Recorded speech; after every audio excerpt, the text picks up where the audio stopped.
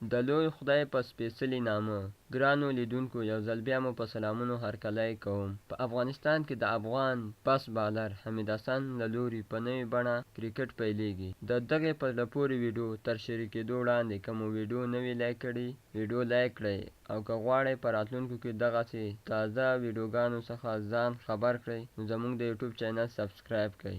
د افغان کرکټ ملي لوبډلې تیزترینه بالر حمید حسن د کرکټ بورډ په همکارۍ په نوې بڼه د کرکټ بنسټ ایښی. نوموړی وایي دا سیالۍ د لاست مین ټینس په نوم یادیږي. د جوړېدو جوایز یې ترلاسه کړي. د کرکټ د ټولو اوسنیو مشهوره لوبو سره یې توپیر دا دی چې لوبې به شل اووري وي خو هر یو اوور به یې 15 توپه ده او هره لوبډله 8 لوبغاړي لري. حمید حسن د دغو لوبو په اړه BBC ته داسې وایي: دغو لوبو ګټې ډېرې زیاتې دي. په دغو نورو لوبو کې په جهان کې قوانین ډېر زیات مختلف دي خو جالبه یې لا دا ده لوبې په آخري یا وروستیو کې چې یو لوبغاړی هم پاتې وي کولی شي خپل بیټینګ وکړي. خو په دغو لوبو کې توپ اچوونکی یو وایډ بال وکړي یوه منډه حسابیږي او که بل توپ همدا ډول ترسره کړي 3 منډې حسابیږي. حمید وایي د دې نه مې مطلب دا دی چې ښه توپ اچوونکي وروزم ترڅو په راتلونکو کې په حساسو شیبو کې ښه توپ اچونه